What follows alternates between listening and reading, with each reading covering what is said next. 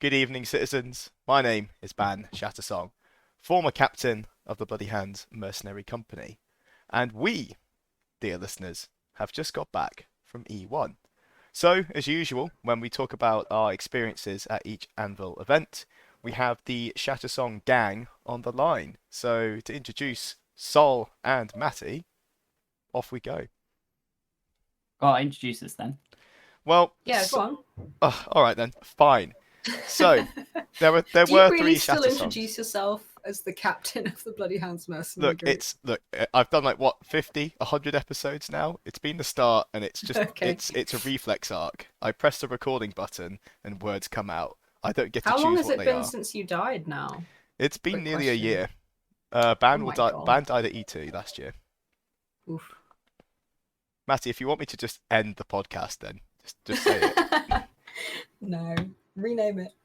All right. So introducing the I would say the two surviving members of the Shattersong striding, but more news on that later. We have Matty, who played Hello.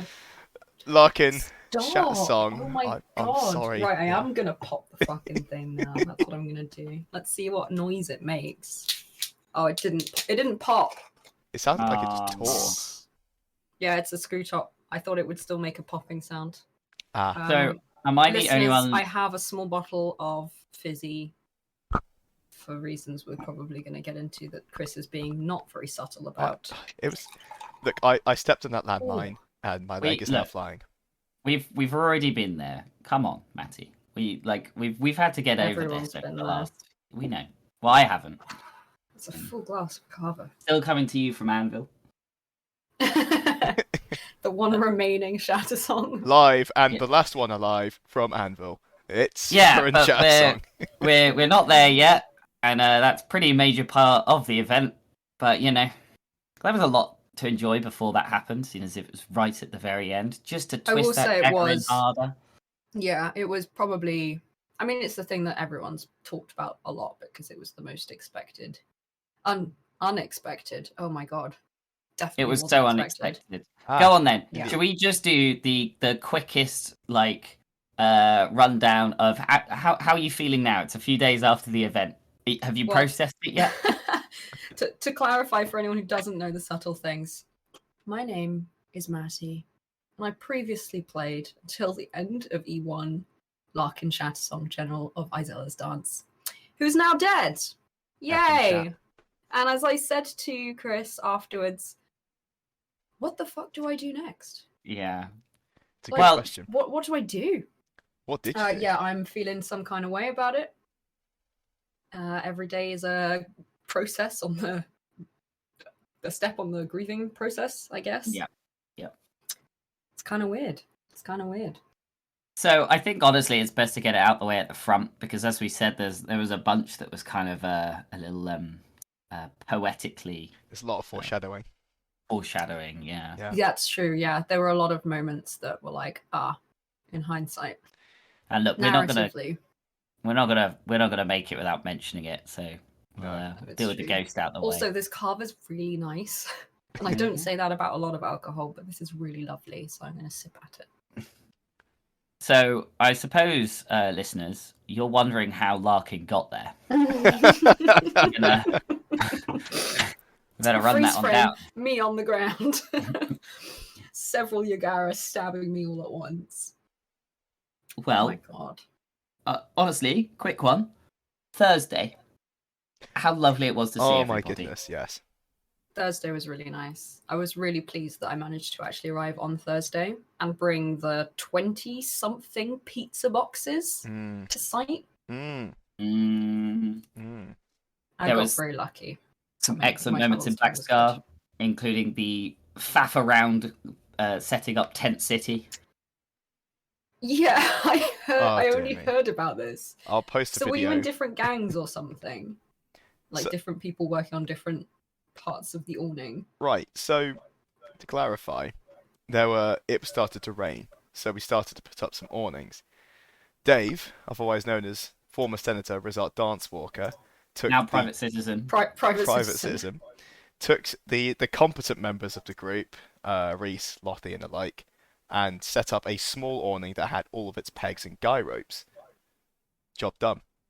They then proceeded to bully us being myself, Keelan, Ben, and Kieran.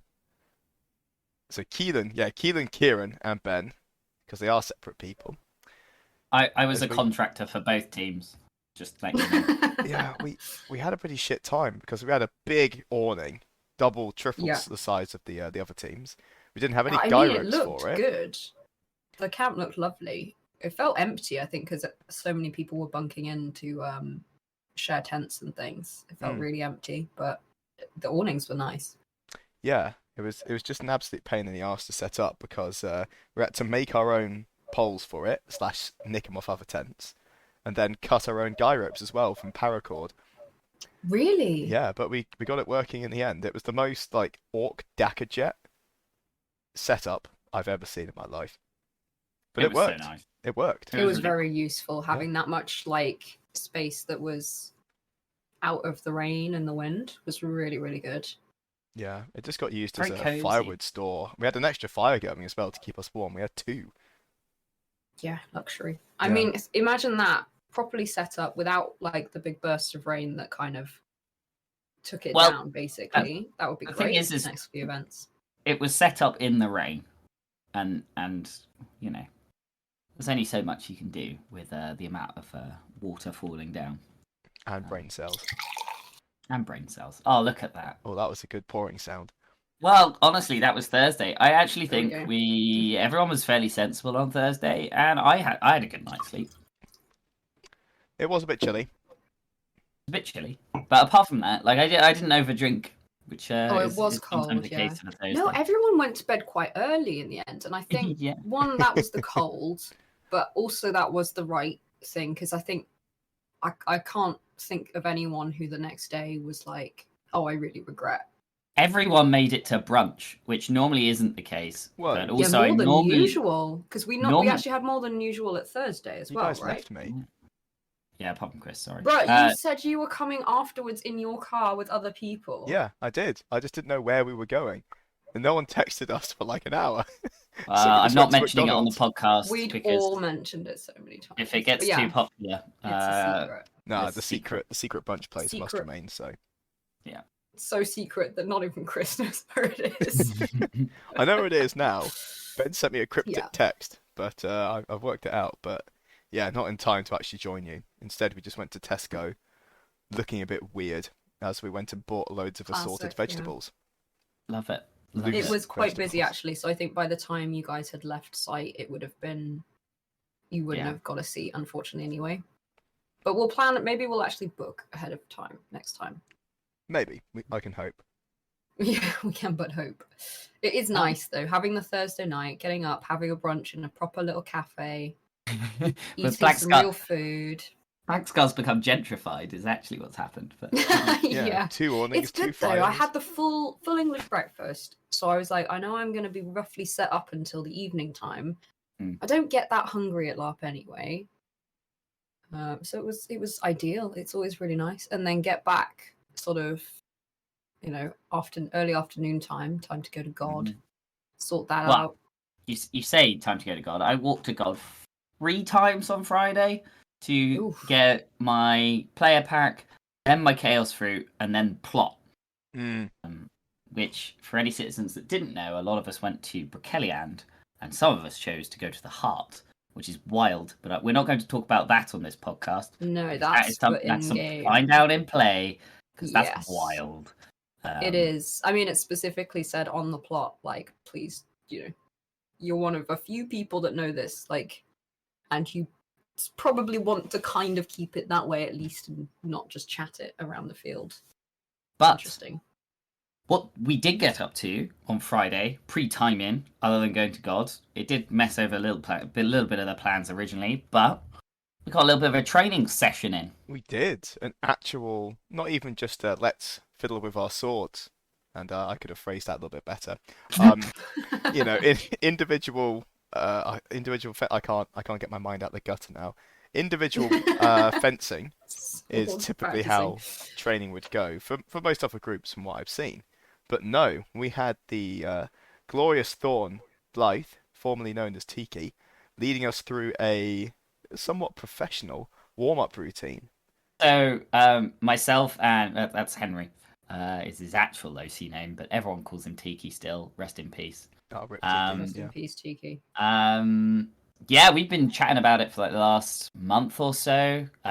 Basically coming up with some ideas, some basically battle tactic overhauls. And he is a professional Fencing instructor, fencing right? coach. Yeah, Yeah. fencing Coach, yeah. For I think he's like, Sabre is it instead of foil. Olympic team? I don't Yeah, know. It's crazy. yeah, UK Olympics. Super high level.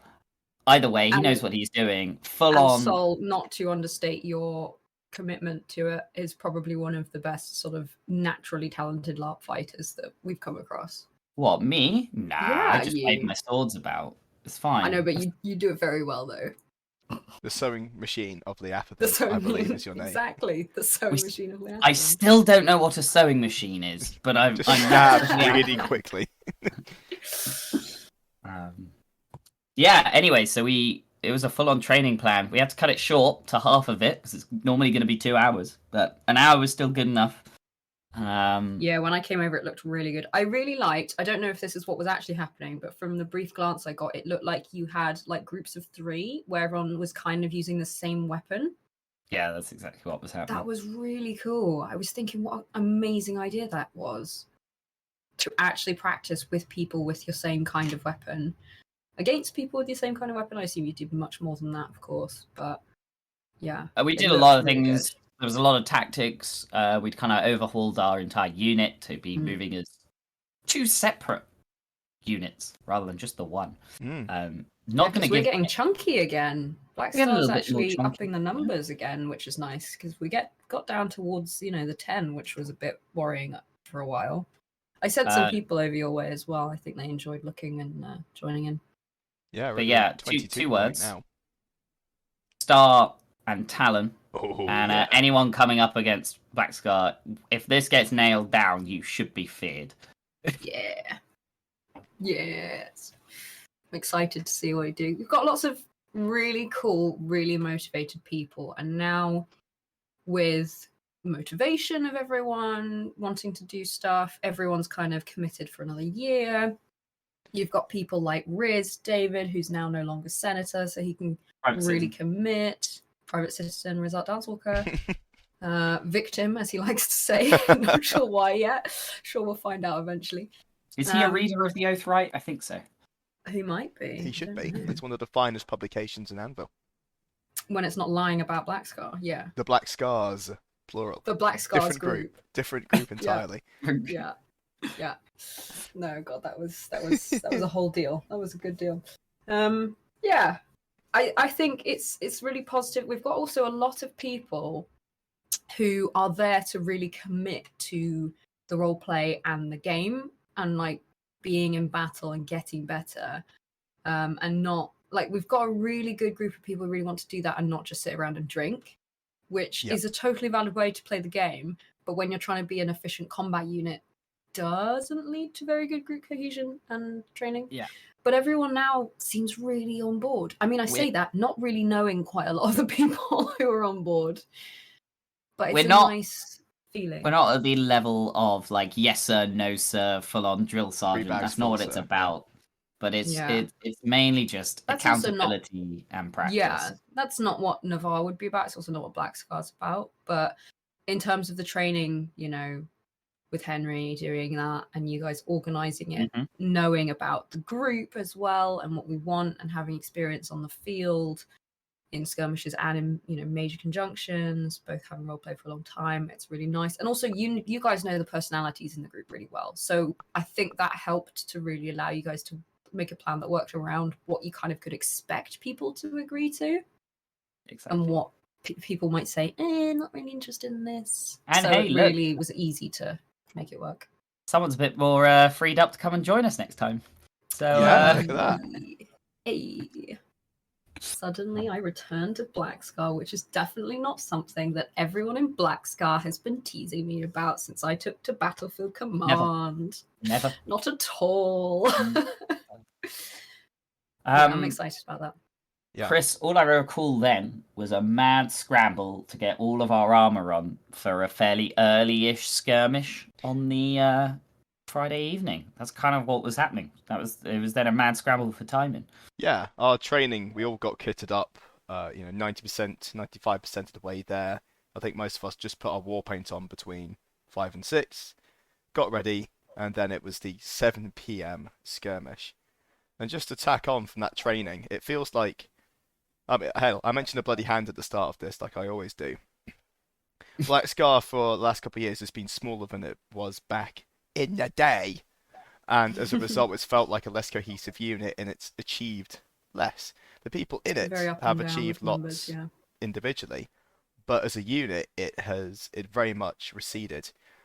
Not so this event. Something clicked. The training, I think the training nailed it. It was the catalyst, where suddenly the unit clicked. Everyone But started working really well together. The cohesion was really solid, yeah. and we demonstrated that incredibly well on the 7 p.m. skirmish. I don't even remember who we were fighting because they fucking before we get died. to that 7 p.m., Matty, was there anything Yes. you actually got up to at timing? I mean, no, all I was going to say is I had a really great chat with sorry, that's the carver. I just needed to like burp a little bit quietly off microphone. No, I had a great chat with people at Time In. Had a great time frothing about the news from the heart. Well, it's not news. So specifically, the information that we received was a written up version of our experience. So it wasn't a briefing like we sometimes get. But frothing about that with Owen, who plays Brenos. And then checking in with planning what we were going to do armies wise. I unfortunately missed the training. I was intending to be there. We'd talked about this before, but I missed it because I was but rather enjoying talking about what we were going to do armies wise and muster wise. So quick, very brief aside, muster is the Friday night meeting where the generals decide which of the main battles we're going to take on Saturday and Sunday. So we were talking about those. Got up to speak in standing, which, I was going to say feels better every time I do it. Felt better every time I did it and felt great that time. Because people really cited me. Oh, new kit. I got my new coat. Everyone who saw that coat. It's not a new coat, as Chris can attest. We went charity shopping about 3 years ago. Yeah. I honestly think it was Street, about 3. It was before COVID. We went charity shopping and found that coat. And I haven't really had much of a use for it. I have used it, but only after dark previously. And I've used my cloak other times. This time I just started using it. Everyone loved the coat. So I'm going to have to find a way to recycle that. It's a great coat. It's got pockets. It fits me perfectly. It's beautifully on brand for Navarre. Did you wear it to battle on Sunday? I didn't. So there you go. All good. The coat is still in camp for insert new character here to be gifted the coat. Looks like Farren's got a lovely new coat next event. That's what I'm saying. I see. You should start wearing a bandana from Ban. Larkin's coat. Or you could hallow your two swords, Ban and Larkin. Yeah. Oh man, that would be cool. Sol, that would be so hallowing. Cool. We could do some hallowing. Yeah. I would do one to wisdom, one to ambition, just for the irony. Yeah. Be great. Yeah. Well, all I was gonna say was that really. Yeah. So the one other thing that we were up to, and kind of a catalyst for the training, we've already used that word, but it's what we were using the entire time, is Black Scar got a Merc banner. Oh, the previous event. How did I forget that? Yep. So that's kind of actually what kicked it all off, and the first chance not to really use the Merc banner, but to use what it kind of implied was this 7 p.m. skirmish, which we were requested by the Imperial Spy Master, Bernard Dugdale, friend of Black Scar. Mm-hmm. A spouse to one of Black Scar, much as he may quietly deny it. For now. No, he saw that marriage. He loves it now. He's well in. I caught Bernie a couple of times. He's lovely. But he was actually a little shorter than normal. Oh, I see. Yeah, I remember. He was indeed a little shorter than normal running this, as essentially just to kind of catch anyone up. unfortunately, Johnny, who plays Bernard Whitecap, had some OC issues, didn't want to go on a skirmish. Totally cool. Been through some medical stuff recently. And so his OC partner was guising as Whitecap, which was incredible. Oh. Immediately goes for interacting with the spouse in question, Neve, our lovely Branmar. Telling her that Bernie loves her and all of that, and it was amazing, incredible. Oh, I love it. I had no idea. Oh, that's incredible. Excellent shenanigans. Props to, I can't remember their name. Props. They were lovely. Yeah. Um, Props to Johnny's partner. And Johnny was hanging around as some kind of Grey Pilgrim at that time as well. Oh, that's why I heard that he was a Grey Pilgrim. Yes. Yeah. Because So I was like, what, is this a prank? I'm not sure what's happening. But No, now so I get it, yeah. He was in charge of Makes running more it sense. due to OC medical reasons, not actually going Yeah. on the skirmish. But Yeah. But his character did go on this the skirmish. character did, and Yeah. I do the- like that that's an available option. the That's guy's a really character good use of that. did a very good job. There was a lot of people on this skirmish. It was like 70 people, I think, of which 22 of us were Black Scar. Indeed. Wow. Fully kitted up, first skirmish of the year, just after our training, bit warmed up. And do you remember the briefing, Chris? I actually don't. A lot of the weekend's still Alright. a blur. I've got my post-LARP Malay, so I can't remember what happened. So I just remember we were blood just and yelling. hired to go on this skirmish. The skirmish was Druzy Drujland, go kill, I think they're called Gulai. They are like some Yeah. kind of... Now I remember. Oh yeah, Druze- they're the Druge. They are the sort of magey types that cause all of the venom miasma problems. Yeah, they're like and miasma expert problems in the herbalists and Druze potion territories. poison makers. Yeah, And they're if you like the can command get cadre. them, like they are the like crucial part of the Druge armies, essentially. That So, really make a big issue. Normally Black Scar are requested as shock troops. In this case, possibly to go and, do the murdering. However, we were not actually hired for that. We were just hired Executing, thanks. as troops to just deal with the rest of the Druge, while a secondary mercenary company from the League, Crimson Reapers, had a mass weakness that they were going to put on the ritualists to basically deal with them. So the whole point was get them up to them, and the rest of us kind of deal with the rest of the Druge. Is that what happened? No. Not at all. No. What did happen, Chris, from your memory? So, I believe Black Scar are the first on the field.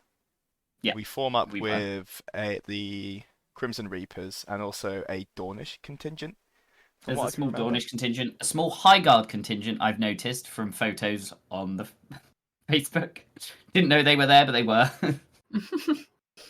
Honestly, it was quite a mix. Yeah, it was a decent chunk, and we advance up. I remember this. So we put our training into action. We've talked about anchors. So ideally, your flank is anchored by, let's say, some bracken or a tree, something that means you don't get flanked as easily. So we set up in a lovely little line, Would that everyone else held the line. Some of the Jews started to pour around, so we thought, well, they're dealing with the rest of the Imperials. Let's just storm forwards. And so we did. Step, step, step. We battered the living fuck out of these Obliterated. Druge. It was like watching a bowling ball go through Skittles again and again and again. It was quite literally rip and tear. All the way up until the actual the Gulai and their I think We it hadn't was even Sarut. got there yet. It was like that got us into the center, and we hadn't found these ritualists yet. Oh, but And I nothing could remember stop us. vividly, Big Boss Lothy just yelled, "Well, there they are. There's the objective. Don't see any leagues around. Right, let's do this. Black Scarf, follow me." Like, we didn't slow down once. I don't think we even got No. to a walking pace. We just battered these Druge aside as they threw themselves in front of us, trying to sandbag away the ritualists. But they just couldn't do it. And even I believe it was Sarut, had sent some heralds. It was one herald from Surut, yeah. Yeah, but there's some Ashen Knights in stark Yeah. black armor great big claymores, and they Ooh. just got stabbed to death. Well, even better than that, we had one of the roamers, who are part of Black Scar, Shatter Mage, just shattered the great sword, and I literally watched the Surrey Knight, the eyes just drop, and just the sadness fell in as everyone just piled in on them. Sad puppy. Shatter is such a good spell. Yeah. Just saying now, Shatter is an amazing spell. Can't hurt me if you haven't got a weapon. But yeah, we cleared them up. That was the objective. people Solid have. job. Turn around. People are panicking because we've been cut off, and as we look behind us, the rest of them that we kind of left behind, we hadn't left them behind. They were handling themselves. They but had like apparently a not. 3-to-2 ratio. They had a numbers Yeah. advantage, and The Dawn were on the floor. the Dornish and- just slittered all over the floor. And we had like 8 orcs, including huge Annie Connell orc, in between us, who was going, right lads, we got them now, push, push, push. And everyone else here was panicking, going, oh no, they're pushing us. And I was just like, we're outnumbering them still on this side. So we just waited for them to push up. I was literally yelling to all of like the Dornish and whoever else was up behind, because they literally could smash their behind and just finish them. Yeah. But they just weren't fucking moving. Anyway, they finally get there after quite a few expletives from me. We pile through them, heal everyone up. I use all of my like stay with me's. I got a couple of potions. I had some Ossian solutions. Just handling them out. Let's get everyone up. Let's go. Arcean solution is ooh. also OP, as I discovered.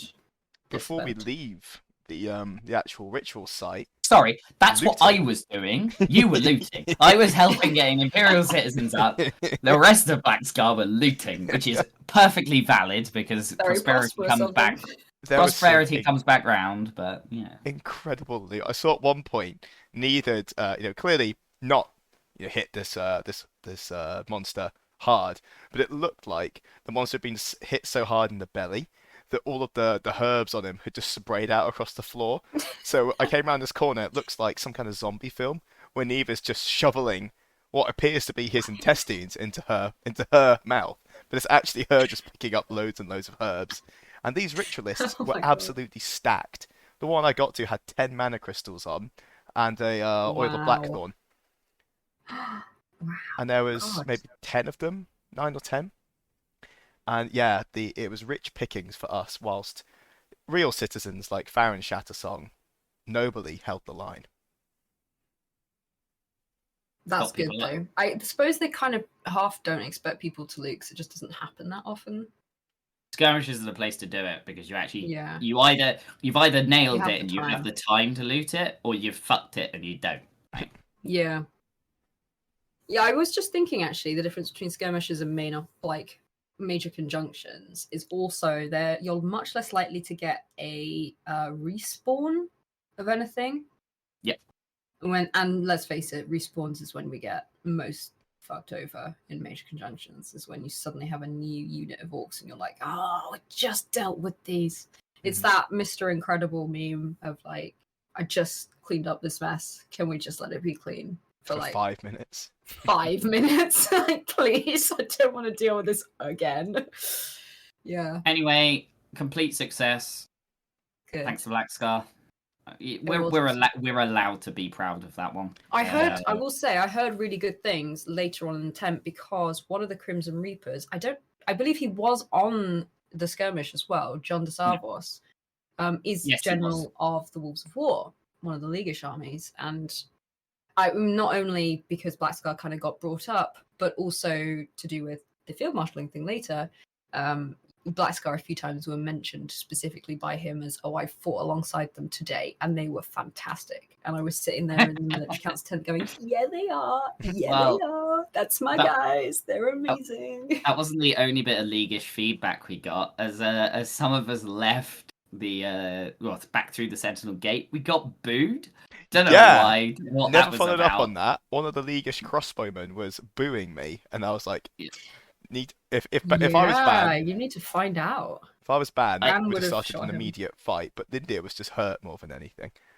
I think Right, it's because we'll find I out want to about that. believe it's because we showed them up too well, because that was literally Wait, what they was were it one of the hired to people do. who'd been on the fight with you? Yeah. Was it Yeah. a Crimson Reaper? Yeah, it was one of them. Yeah. All right. Well, you best have a chat with John. We 'cause he knows you very feel well now. like it was because they'd, that was what they were hired to do, and we did it. Yeah. So And you think really they were well. probably sitting behind on their secondary objective, going, "Oh, Black Sky have just run off and abandoned us." You Yeah. know, which does happen. Like, okay, look, fucking plans change. That's how it works Well, past the gate. I don't know. They weren't anywhere near Be the better. objective. Yeah. Get Be good. better. Get good. Be Scrub. flexible. Adapt, and that's how you win skirmishes. And I things. spoke to And battles. Grey Pilgrim, and he was very happy. So was Bernie Whitecap as well. Oh yes. Sorry, that's the marcher formerly known as Whitecap, but Bernard Dugdale, Bernie. He's got too many names. He's got a and blue cap now, so you know. I've spoken to him in all of his iterations. He is. We all know who he is. Duggars, Spymaster. I've once heard he Neve's was the husband. Empire's protagonist. Oh, don't bring that back. Gosh, yeah. I remember being so confused by that when I first heard about it because it was so early in my Empire experience. I was like, "What?" It's like, yeah, I'm the So- Empire's protagonist, happening? and he'd say it so matter-of-factly that Oh, you he had no has such alternative but to take it confidence. as fact. I Yeah, have. shout out to Johnny He's incredible. as just an amazing role player, a really good part of the Empire who really knows his stuff. He really plays his game, Mhm. and he makes it work. He really does. We all appreciate you, especially when you let us force you into a rappel wedding Yep. with Neve. Yep, it was incredible. Just Um, 5 minutes before timeout. Amazing. So there's one more thing for me to cover post this skirmish, and that is I left my water bottle down by the gate because the popper fell off. So I ran back to go and get it, and I got my water bottle, and then I kept on walking, got all the way to the Navari gates, and then went, Tadpole, where are my swords? Oh, that's when you lost them. It is so early into the game that I no. lost my swords. I am an ambidextrous fighter, therefore I have 2 of them. And at that point, I had neither. I had my dagger on my belt, so I was still armed and still very confident. I mean, However, also they're important swords. they are fairly important swords, yeah. Which I'm just going to leave that as that little seed, because I went back to the gate and they weren't there. So, who knows where they could be? We'll get back to that later, citizens, because it was quite funny.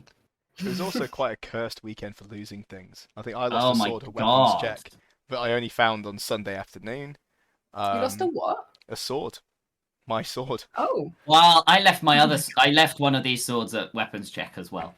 I got it back before then, losing them again. Yeah, it was one of those weekends. Someone lost a ribbon. An entire ribbon. I had to go sort out a god. So yeah, maybe it was cursed. Because that was the skirmish too. after Same you, or the one... Same swords, second lost after you? lost the ribbon, but got it back. It was a bad weekend. Bad weekend. Remind us, citizens, that the rules on stealing things are you have to actually put them to the god tent in half an hour now, not just an hour, which I thought it was previously. Yeah, always been half an hour. I wish thought it was mine. an hour. I wish mine had been stolen. Honestly, that would have been even better. More That would have simple. been easier. Yeah. Yeah. Any fizz wraps have to go back. I believe ribbons and things like that can be kept, but fizz wraps have to. Oh yeah. You put ribbons the and ribbon money on your can keep. sword. That's fine. But Yeah. stealing someone's lovely light And then armories, you have to bond ambi it. swords is a different move. It's not very cash money of you. Yeah, not very cash money indeed. Speaking of cash and money, mercenary banner. What did we do after the skirmish, Sol? I was late too, but you went and got the actual mercenary banner, the Gonfalon. Indeedy, we have a physical banner, finally on poles that we can lift, and we march down to the military council tent to declare ourselves as the Black Scar Mercenary Company. A little bit late compared to when mercenary companies are usually declared. We found a buyer for our services. The noble General Brenos, is it Brackensong? Yep, Brackensong. Yeah, for the mighty price of 1 ring and a chaos fruit. More on the chaos fruit a little bit later. But yeah, very very prosperous price for such a fine group of mercenaries from Navarre. Well, I'm looking at the list of things to talk about, and Chaos Fruit might be right on the. That might be the perfect segue for Chaos Fruit. I think it What is. is a I think it Chaos is. Fruit?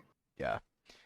So we finish at the tent, get back, and as I mentioned on Friday, after I was banned from the secret breakfast club, I went to Tesco and bought individual vegetables and fruit.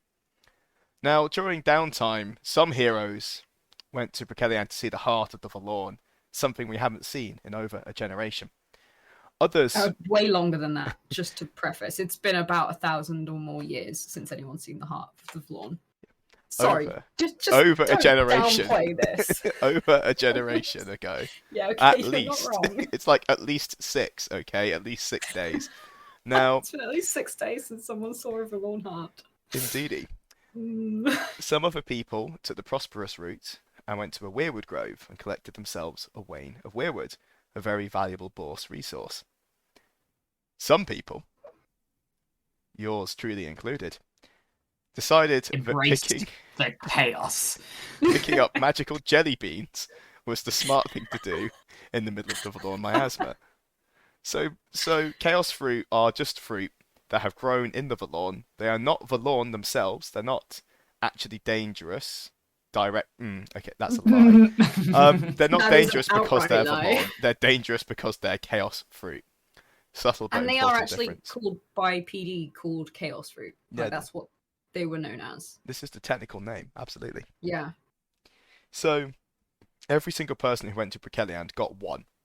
However, people who specifically decided to ignore prosperity or something that we would never see potentially again in our Wisdom. lifetimes was to pick up magic beans. And I was a think it magic a bean wise picker. choice. Yeah. So I had 6 chaos fruit instead of 1 in my pack. And thus with my freshly bought broccoli, potatoes, kiwis, oranges, bananas, and 2 thick aubergines, I set upon the field to start trading these things. And basically, PD have given us an opportunity where if you collect 5 of them, you can diversify your forest to produce a little less, let's say, dragon bone, but produce 1 chaos fruit per event. So that's what my aim was, and it rapidly spiraled out of control. Because you see, dear citizens, as a maybe not a criminal this time round, as Lindir. Lindir's phys rep of Chris Anson is like a magpie when Fully it comes to genuinely mischief. addicted to that. Like, there's a light in your eyes that comes up that I think is probably comparable to heroin addicts seeing some heroin. Yeah. Like, it's actually genuinely something I don't think you are in control of. Absolutely not. So anyway, I think, well, on one hand, I have a lot of these fruit, and I only need 5. I want to offload the 6th. And I also want to make some money.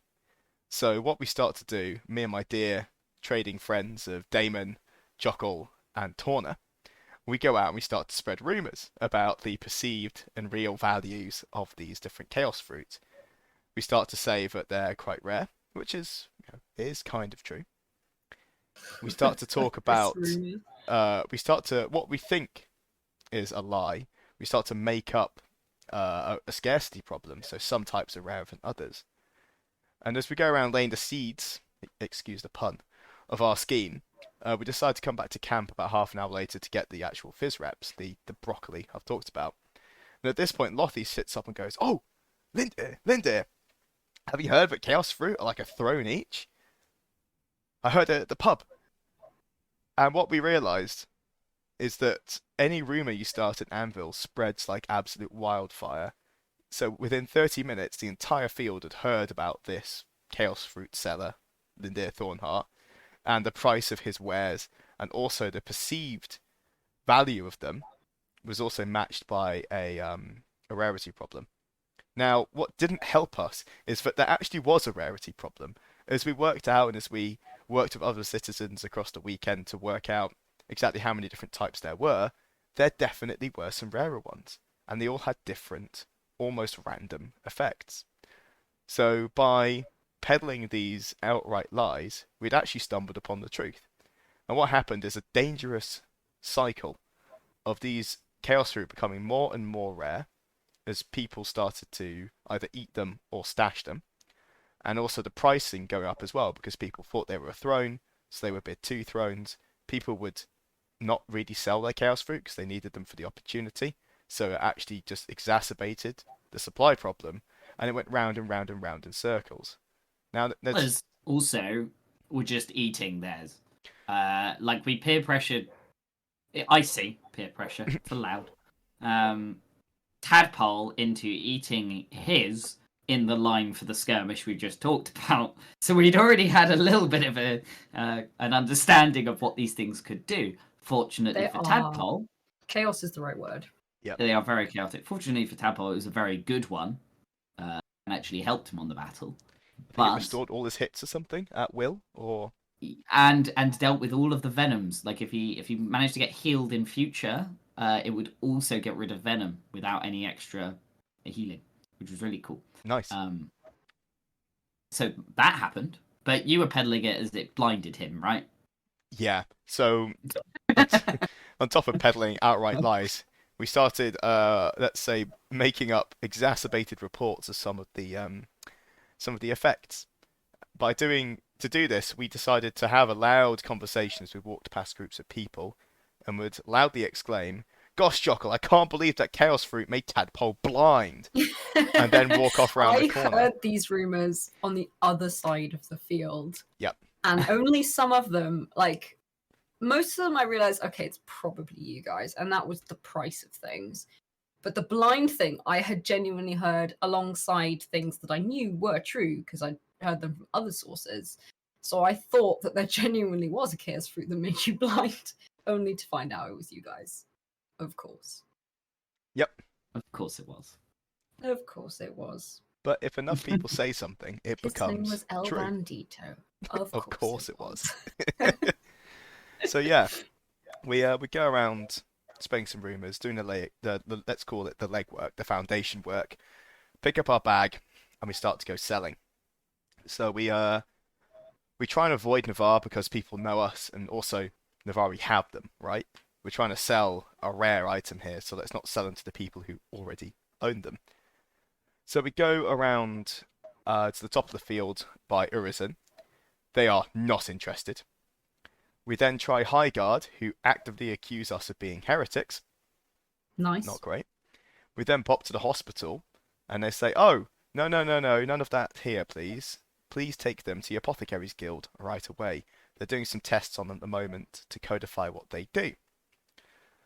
And this gave us a brainwave. Up until now, we've just been trying to sell Chaos Fruit because they might make you blind. No one's going to buy that.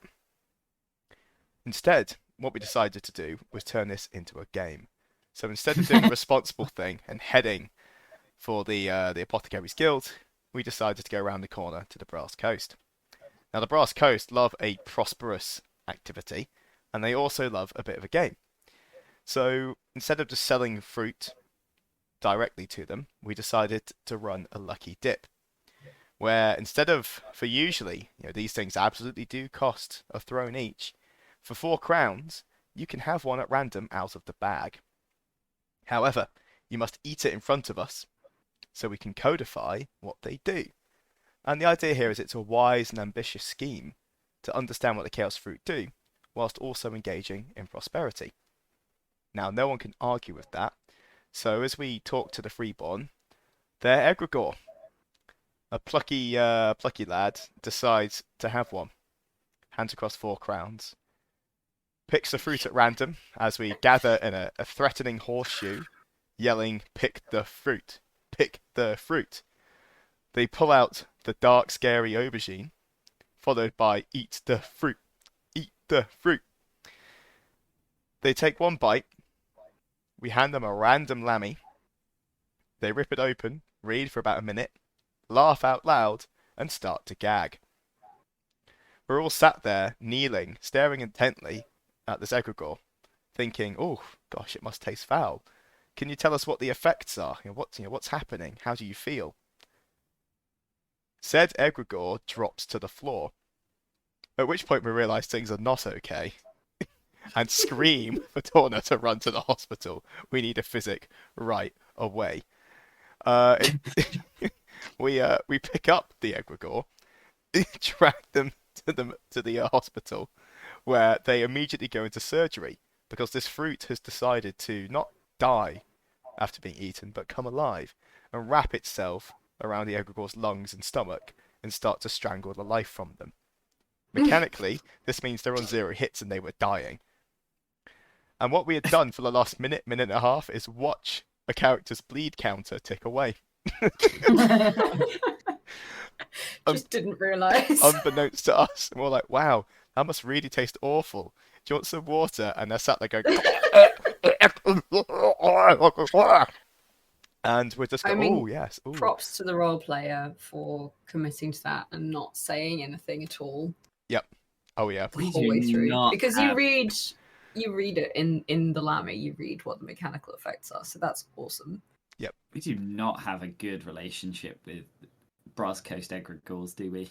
No, apparently they die often, and this could have been another one of those cases. Luckily, not in character. To clarify, the last one was not in character. That was a monstering issue. But yeah, there's been a couple of monstering issues. We're not getting into that. It's all right. With Brass Coast egregores. Yeah, poor guys. Yeah, but yeah, this one survived. So, did you get into trouble? Yes? Question mark. So it's not illegal to accidents aren't illegal in the Empire. We had no idea what it would do, and it just so happened to nearly kill him. Luckily, the physics in the hospital saved the egregore's life, and now they just don't like us very much.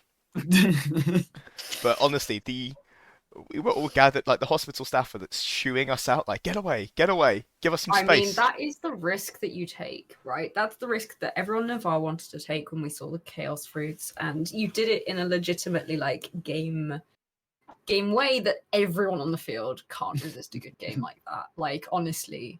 Yep. Props. Also, the fact that you had a bag with, like, fruit and vegetables in it. Yeah. I love that. Literally, they reached into a bag and pulled out a fruit. And then we handed them a random Lammy. You know when you shuffle cards, you turn them upside down and say pick a card? Yeah. We just did that, so it was entirely random. And knowing that most people who LARP are gamers, and gamers like games, I feel like we nailed this particular sales process. Indeed. Yeah. So anyway, Brass Coast in a little bit of trouble, yet to be resolved. We start to work our way down the line of tents, dealing more chaos fruit, and luckily not killing any more egregores.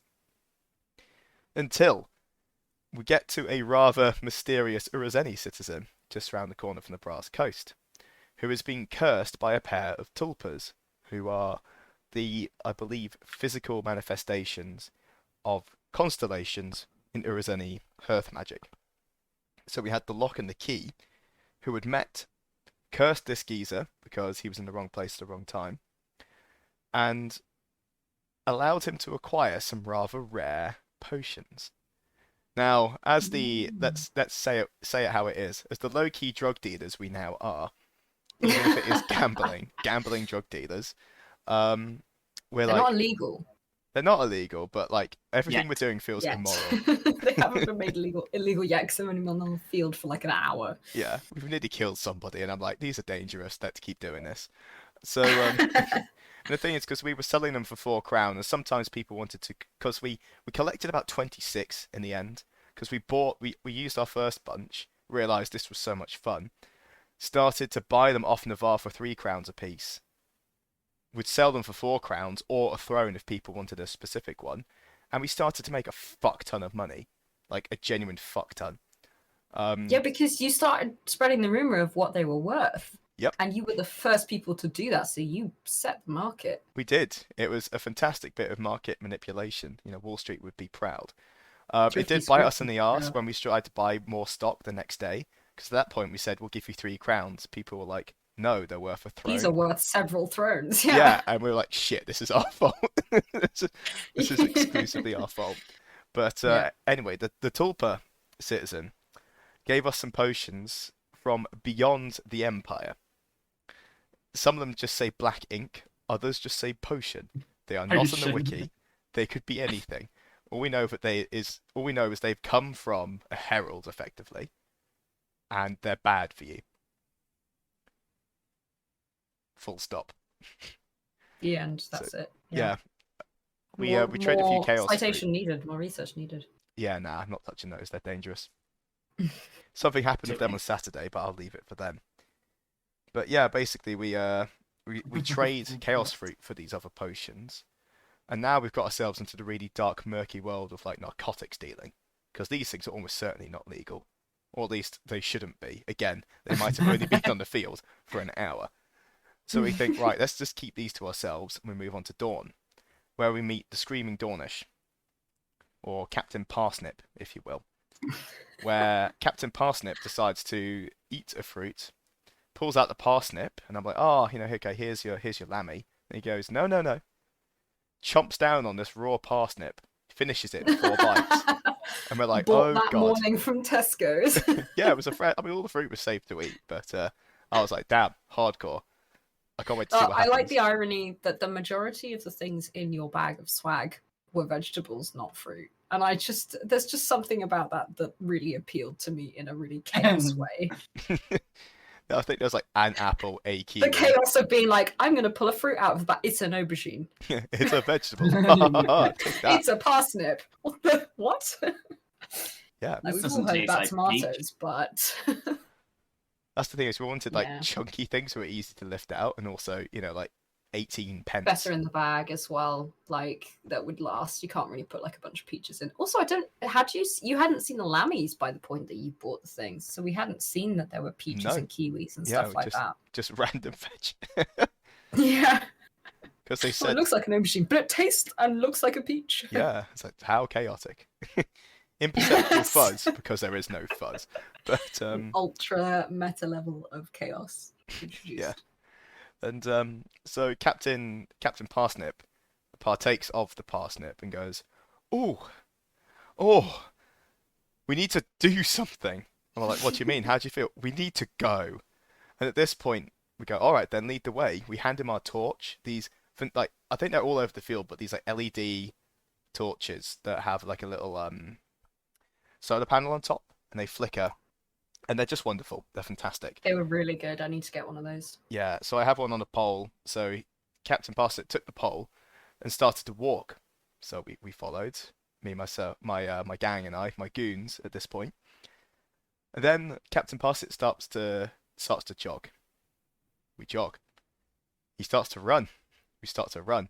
He he manages to accelerate uphill, from Dawn up towards the traders' tent, past the military council tent. Yeah. He starts to accelerate, and then at the point he gets to the market row, my God, he just bursts off into the darkness. The only thing we can see is this bobbing little LED. Light. Now, luckily, thanks to some virtuous citizens like Sol, who've been helping me run, I was able to loosely keep up with this fellow, but it was not easy. And we end up having a, 1.5, 2 kilometer foot chase around Anvil. The whole time I'm screaming, "Come back, fruity boy, it's not safe." And this includes all the way up the hill and past the songs and storytime circle. All the time he's going, "Woo! Yeah! Woo! Woo! Yeah!" As he, sorry listeners, I should have done an audio warning there, but I'm so shrieking. sad that I missed this. I thought he was going to rip off his shirt at one point. He was just loving it. And it was clearly like, surprised like the foot chase is lasting this long. And so was I. So I was breathing out my arse at this point. But yeah, running past songs of story going, "Come back, fruity Oh, boy, it's God. not safe. Give us back the fruit," was a personal highlight. Luckily, we found him collapsed by the market. Just staring at the sky. He was like, Sorry, it's so I feel incredible, bruh. Yeah. It was What did you give him? Did you ever find that effect again? no. So we asked him to Oh my explain God, it, that's and he was like, amazing. "I don't think I can do that anymore." So I had the lammy in my hand, and I just chucked it in the fire, and we'll never know. Fair enough. Yeah, Fair enough. And that's good game. that is. Yeah, we don't know what that one did, but we're afraid of it.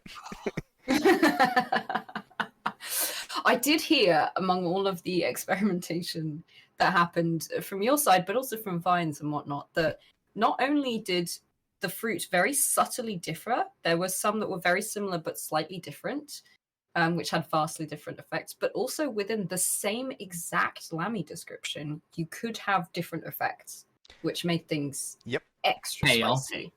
Yep. Yeah, really. I mean, as soon as we heard that, we went, "What? Oh, they are called chaos fruits." Mm.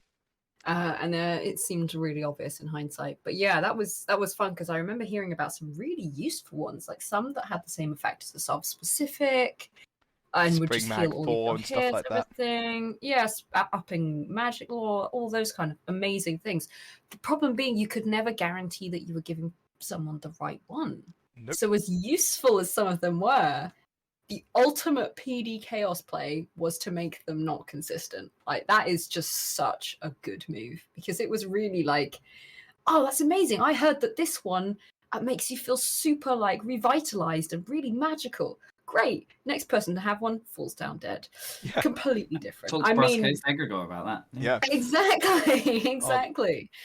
I was chatting to someone after the event, and she said that the Brasco's Egregore had A, spread across the field, but B, wasn't that they'd gone to 0 hits, it was that they had just died. So everyone was terrified of strawberries. So every time I said, "Oh, it's a strawberry," people were like, "No, that's going to kill me." And we're like, "Oh, no, Oh my no, gosh. we were Wait, there." The did you Egregore find was out what fine. happened with the brass curse Egregore? Were they okay? Did they get back up? Yeah, we literally watched it happen. We watched the surgery Oh, okay. and got some post. Right. Post. So you heard that they died, as in the rumor was that they died outright. Yeah, Okay. lies and slander, Of untrue. course it is. Ample rumors. Yeah, Gotta love ample rumors. absolutely, Drop down dying, not drop down dead. precisely. But you know what? We're not going to correct people. I see. But that's the beautiful thing of, yeah, exactly. That's kind of the beautiful thing of like role playing discussions versus like mechanics discussions. Because if you're having an IOC mechanics discussion, you say, oh, well, they dropped to 0 hits, and you know that means they're on their bleed count. But I see there's not really that much like fundamental difference between is bleeding out and is dead, right? There's not a huge lot of difference. It's It's 3 just minutes. someone was suddenly dying. Yep. That's it. Yeah, there's a difference in 3 minutes. But if you see someone drop, you're like, well, they're on their last legs. You need to save them now, kind of thing. Oh yeah.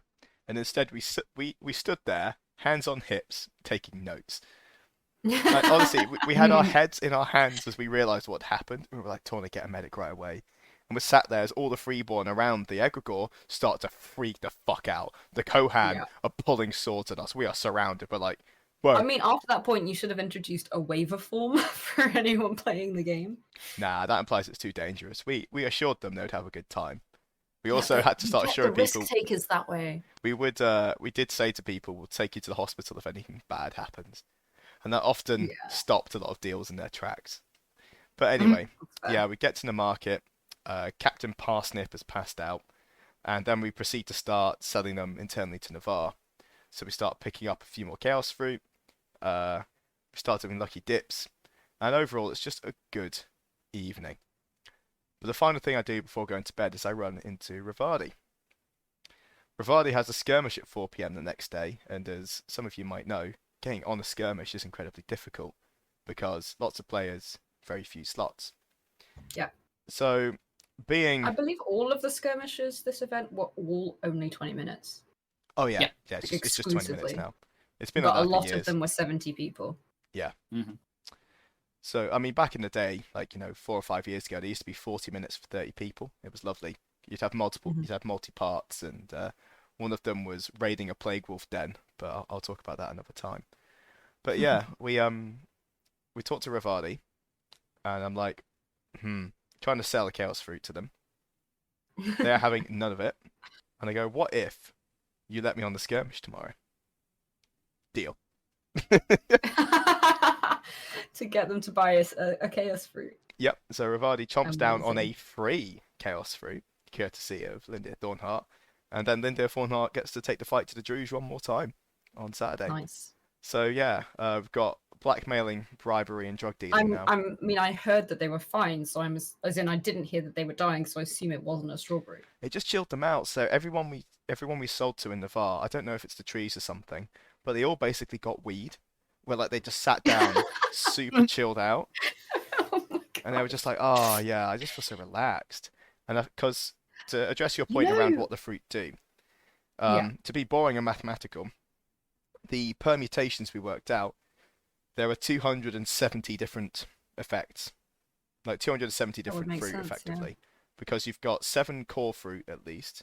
You've got flavor, taste, and touch. Then you have Mhm. 50-50 within each identical one. Mhm.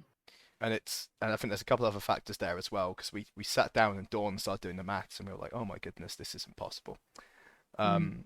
But yeah, I they would be they could do intrigued, anything. like, so you just mentioned that, it seemed weird that Navarre all seemed to get the same thing. Like, I know we have lineage specific effects of things. I would really be intrigued by the potential plot wise of nation specific effects based on Mm. hearth magic or just simply location, like territory wise, what you've been exposed to.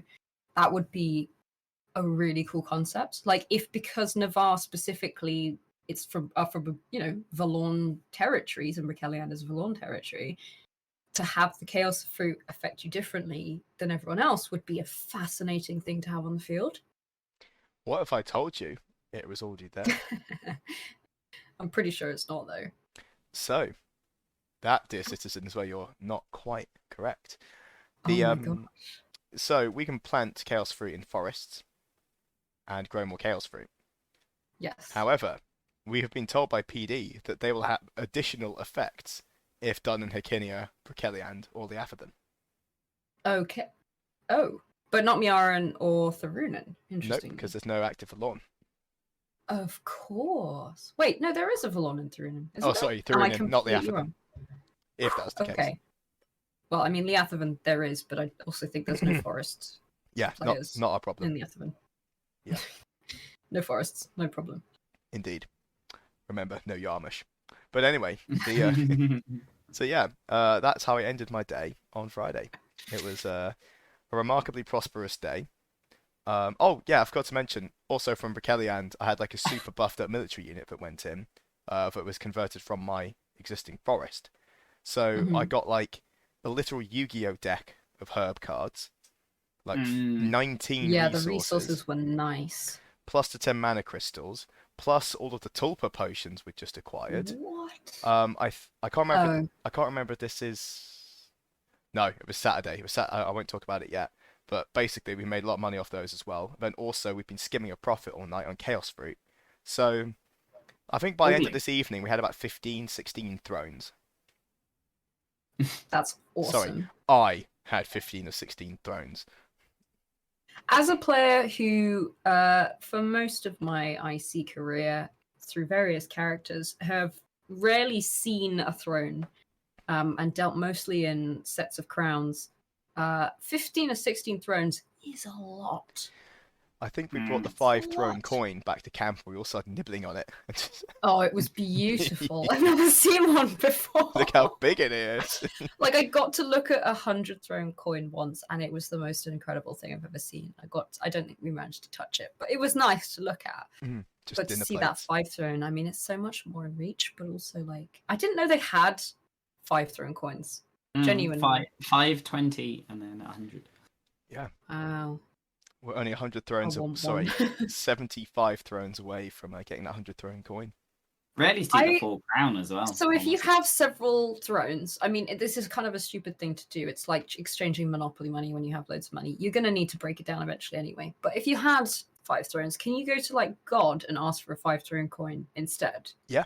Or do you have to exchange it on the field? No, you just go to God and get it. Nice.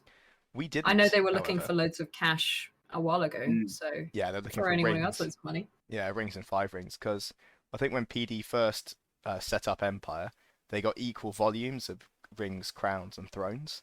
So they actually have like tens of thousands of thrones in storage, and they're like, look, if you wanted to face a throne, that's fine, because not many are needed. But rings and 5-ring pieces we're genuinely quite short of, so that's why they wanted us to return some of them if we could. OC, they're very valuable. OC, yeah. Yeah, no, that makes sense though, because I guess they have to give out the regular stipend for every player, but the thrones get hoarded across the field and then build up and don't come out of play in the same way. Yeah, unless it's viable. Apparently, and I mean, I can attest to this, but according to a lot of brokers this time, everyone was very cash poor. Just had currency is going to be the currency of the year, I think. As opposed to mana crystals. Yeah, right. No, but mana crystals last year were the thing. Liao now is kind of the thing, but I think just cash is going to come up soon. Look, Liao was rare this event, but it's never an expensive enough resource that it actually went up that much. It's worth less from mana, which I find shocking. I wonder if we're due an inflation of things like the price of a pint. Well, looking at economics, it's already gone up to 7 rings for us. Has it actually? But there's also been shrinkflation as well. So we're going to be Freddos chatting this in a year's time. I remember when the price of cakes and a pint was 5 honestly, rings. I haven't noticed it as much with drinks themselves, because drinks prices have been very similar.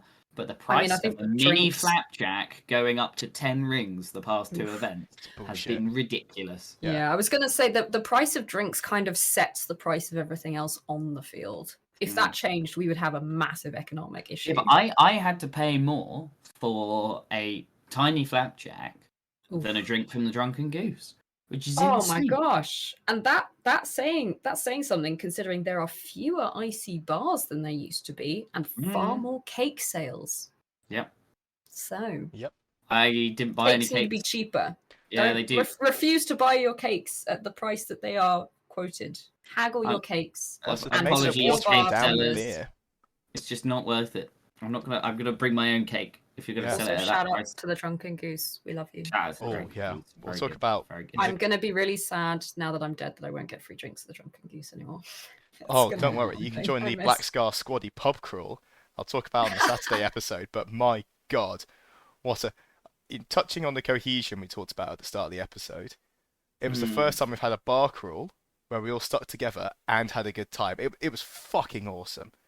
It was absolutely brilliant. And also, all the senior members like Saul and Riz had gone off, to the officers' mess. It was all the dog soldiers ready to ruin Anvil. And my God, did we. But that's a story for next time.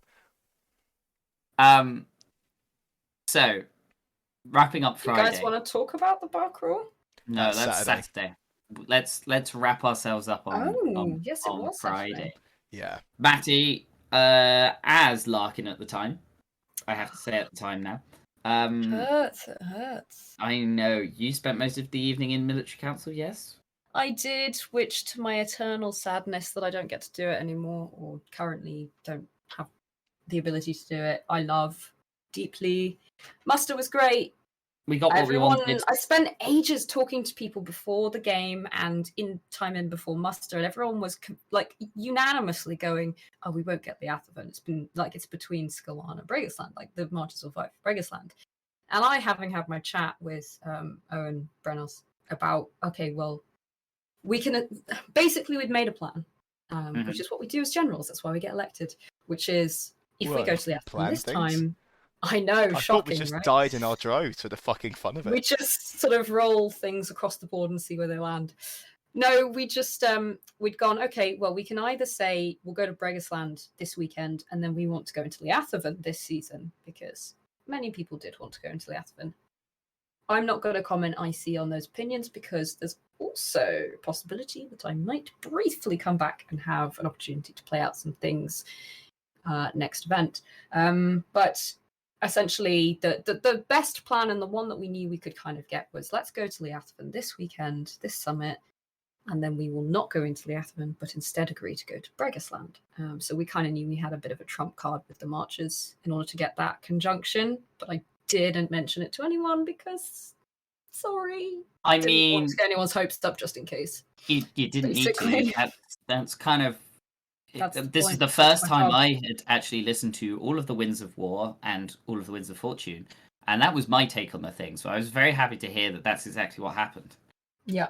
And it worked out. And it was the sad thing about Larkin dying, but also the narratively wonderful thing about Larkin dying is this really was the event where I was coming into my own as a general, as a mover and shaker in the military council, as someone with ideas and the hard knowledge to back up my plans and ideas, and the politicking relationships with people to make those work or not work. So we'd already, begun our plans on things, the whole Liathman versus Bregisland thing. But before we wrap up, the final thing that happened, really for me, was the field marshal's elections. Now, before muster, which is that military council meeting on a Friday, Rizart Dancewalker, soon to be private citizen, had requested, and he'd requested this a few summits ago. He'd said, at some point he wanted to be field marshal for a battle. That was his ambition. I haven't done it. I want to do it. It's my ambition. Now, I, as a dedicant and priest, essentially, well, not priest because I'm not synod priest, but guide of ambition, said, yeah, all right, I'll put you forward. During the field marshal thing with the Athavan, the Winter Markers very specifically said, it's Liathavan, we're not standing for field marshal. We were only on the field with the League and the Orcs apart from that, and they didn't field a field marshal.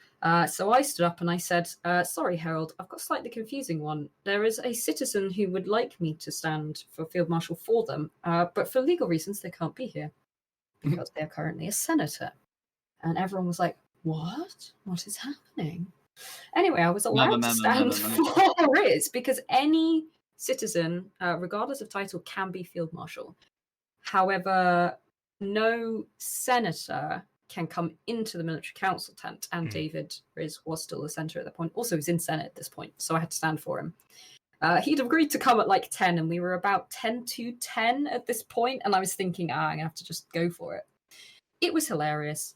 I was waiting for Brenos to stand forward and take it anyway. He looked at me and didn't, and went, nah, I'm all right. And I thought, oh dear, because at this point, no one else had stood up either. And I'm standing there pretending to be Riz going, this was kind of slightly a joke.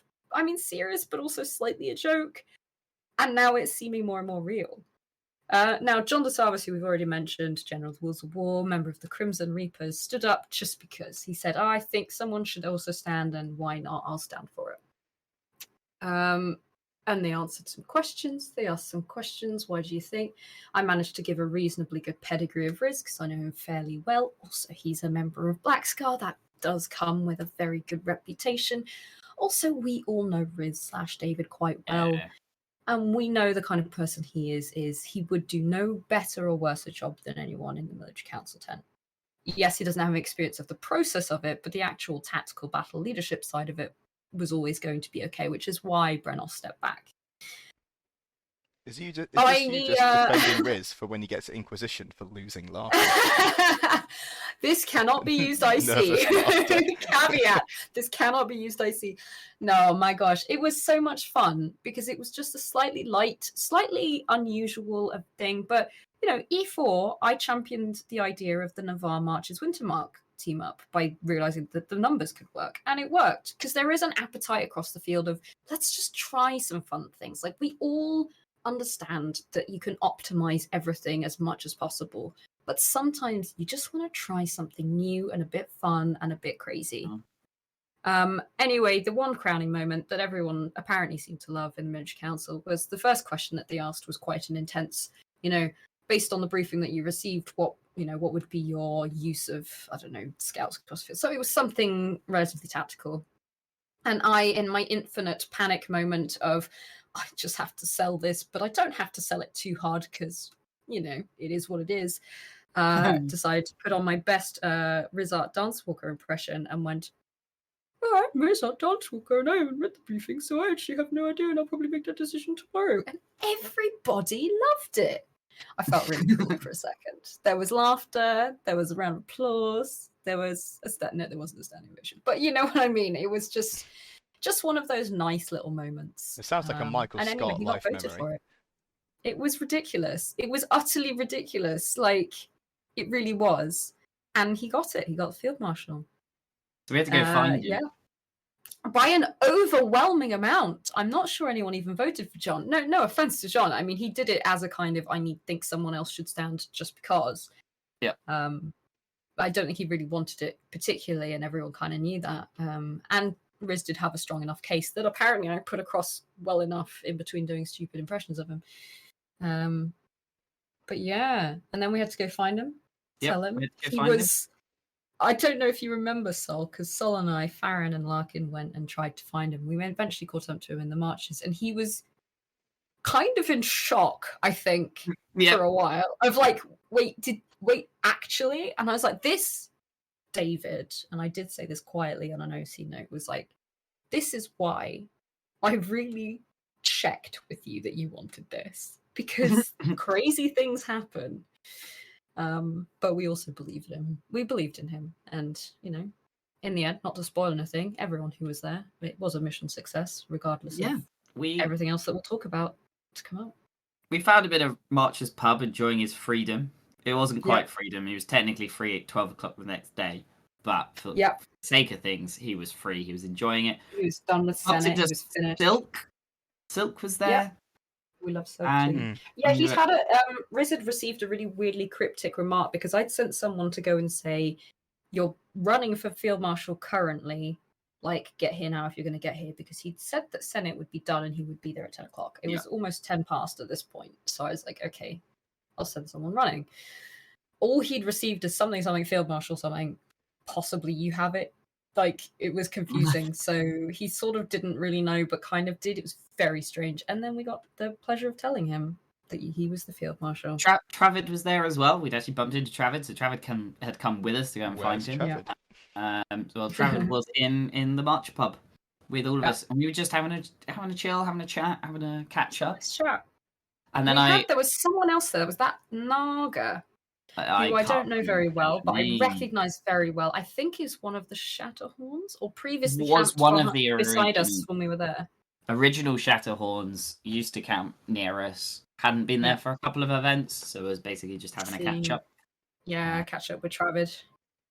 Anyway, what happened then? We're getting on now. This is post Senate, post military council. It's getting into the evening. We're having a couple of drinks. It's nice. We're having a catch up with Travid, catching up about the chaos fruit and whatnot. And I start talking to Silk, and I go, "Hi, Silk. Just not having a great time. My, lack of vigilance has meant I lost my swords." And he went, "Oh, that's a shame, Farren. Hopefully you can go and find them at some point." And I was just like, "Yeah, I just went to pick up my water bottle and must have put them down somewhere and I forgot them." And he was like, "No worries, no worries." Wait a second. What weapons were they? And I went, "Oh, it's just a couple of paired swords. They, I'm Ambi or whatever. Biggest shame is they're magical." And he was like, "They don't have to be paired weapons that can do venom with a hero point." And I went, "That's exactly what they are. Helen Blades." And he was like, "Oh yeah, no, some guys in Highguard were just talking to us about they want them investigated by the Magpies, who, if you don't know, are a organization that look into artifacts and things like that." So yeah, I found my weapons, or at least I found out who had my weapons. So he was like, "Come by the Magpies tomorrow. We see if we can source them." Because I'd been to God, and my phys reps hadn't even turned up at that point. I think I might have gone slightly too early, but it was quite a surprise that they hadn't shown up. But it's fine. I didn't have any skirmishes. But yeah, so my weapons had been interesting enough that someone had brought them to the Magpies to be investigated, and that is where the fun then continued the next day. But oh yes, it did. It really did. We had a late night. Actually, Matty, by the time we'd got back, we went by the Orcs, right? Just caught in with the Orcs. We were starting Field Marshal Rizard Dancewalker's search for generals, and field captains and things to discuss the following day. It was nice and relaxed. Trafford was there talking about some great forest orcs, and then it very quickly made its way onto timeout. We went back to camp, and everyone was in bed. It was at this point that I think David and Iris and I realized that we hadn't eaten all evening, because when you're in meetings with Senate and Miniature Council, that's what happens. And you don't normally get hungry until about 9 when the light starts going. You get a bit cold, and that's normally a point past when people have sort of tried to come and bring you food. So we scarfed down the remainder of the pizza and some tactical sausage that he had. Oh, in yep. front of the Oh, I fire. forgot about that. Yep. It was like a Polish cooked sausage thing. It was The actually garlic really sausage, right? good. It Yeah. was so nice. I've got some in my fridge. Yeah, we It's were delicious. sitting by the fire having a good chat and chowing down before bed, and then went to bed. It was great. And that's Friday, citizens. Indeed, It's that is Friday, Friday. citizens. What mysteries does Saturday hold? And will Larkin survive Sunday? Find out No. next time. Spoiler alert, we've already talked about it. I've already had the carver. No, if you really want to drive in the the engagement, you got to really set up with things that people don't know, like what happened with the tulpa, what happened with Farren's swords. Oh, yeah. What happened at Uncle Regretio's bar of regrets? Yeah, you guys have way more interesting secrets that I actually really need to hear about as well. What Yeah. happened? Indeed. I tell you what did happen. Monstering. That's what we're going to talk about next time as well. Indeed. Oh yeah, I suppose that's kind of part of Friday. Is part of the Liathavan decision meant that we as Navarre were going to be fighting on the Sunday and monstering on Saturday. And one of the things that one of our members, Finn, who plays Riflin, the Chaos Mage Cambion, has been doing over the past Long Dark, I guess, possibly since slightly before the Long Dark in E4. I'm not sure. I can't remember when it began. Was setting up an EMU for Black Scar with the battle crew to make sure that you guys could do that. Specifically a Druge unit, which happened to work out very, very nicely, that you were supposed to be monstering as Druge on Saturday. So there was, I think, Riflin had to go to a meeting about that the night before. You usually do as an EMU leader. But it was all exciting. It was very Things to exciting. do. There was so much potential at this point of the weekend. There was. Friday night, we'd just begun. Yep. Let's wait and see what happens. Indeed. So until then, citizens, keep your friends close, lest you lose them. And we will see you on the Stop next it! episode.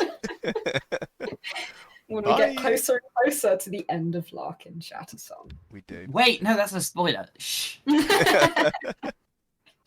you have any closing words of wisdom, actually, Matty, before I just say goodbye and shut off the recording? Friday night is great. Embrace the Friday night, because you never know how much longer your weekend will last. Ah, good. I did die, but there are characters who died on Saturday, and that is Yeah, fuck them losers. yo, screw you Farren's guys. top tip is like, just don't Get good. die. Thank you. Just don't die. Yeah. Just don't do it. I I wouldn't know. I'm half expecting you to have like a live, laugh, love tattoo the next time we see you, and say things like "live every day like it's your last." And Live, ban, Larkin. Live by Larkin. Oh god, that's hard. I still think hallowing your swords is a great idea. I really like that actually. Yeah. That was actually a really inspired idea. But that means I found them, Matty. I mean, when you find them, when you replace them, I didn't specify which swords. We all know you're going to fight Ambi for the rest of your life. Yeah, I keep picking up other weapons and going, no. Nah, the Ambi life. No, I will do. I need the Liao. We'll do it. Yeah. All right, anyway, we'll keep talking otherwise. So, it's true. We'll be back this. with Saturday, E1 Saturday shortly. all right then. Keep an eye out on your local podcast supplier. So, subscribe, do all of that. Comment. Tell your Record friends. your own Thumbs up, episode. like, Send them in. Shattersong. Right, we're done. Bye. Bye. Bye.